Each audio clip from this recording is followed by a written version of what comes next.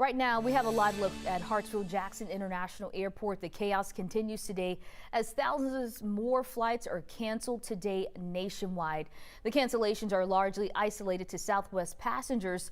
The airline is operating at only a third of its schedule today as it tries to clear a backlog of stranded passengers from the last few days. Tracy and Mick Pierce, she's live at the airport right now. And Tracy, the Biden administration is actually now investigating exactly what went wrong here. That's right, and more than 90% of today's flight cancellations have been on Southwest Airlines. Southwest alone has canceled thousands of flights every day for the past several days, causing chaos here at the airport and leaving travelers feeling stranded.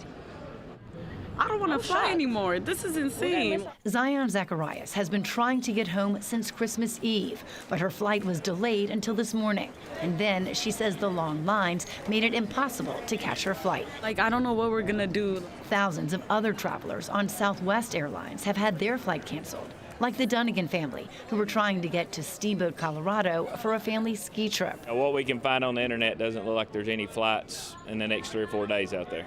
On Tuesday alone, Southwest canceled 2,500 flights, and Jordan Dunnigan says the drive would be 24 hours, and their group is so large, their options are limited. So we don't think standby is an option. There's 10 of us going. What's the plan now? I don't know. Other travelers like Marcus Bledsoe telling us these cancellations could put people in difficult situations. If I wasn't trying to get back to work, I'd be okay, if I had some days off or something. Southwest warned that it would continue canceling flights until it could get its operations back on track following a winter storm that left other parts of the country covered in snow and ice. The company's CEO said this has been the biggest disruption he's seen in his career. Now, as far as solutions go, if your flight is canceled, Southwest says they will issue you a refund or issue you a flight voucher that won't expire. Now, of course, if you want to go the rental car route, your best bet may be to book a reservation for a rental car far away from the airport for more availability. Back to you. Thank you, Tracy. And as we mentioned earlier, the cancellations are gaining attention from the U.S. Transportation Department. In a tweet, it called this situation unacceptable. It says the department will now investigate whether the cancellations were controllable and if Southwest is following its customer service plan.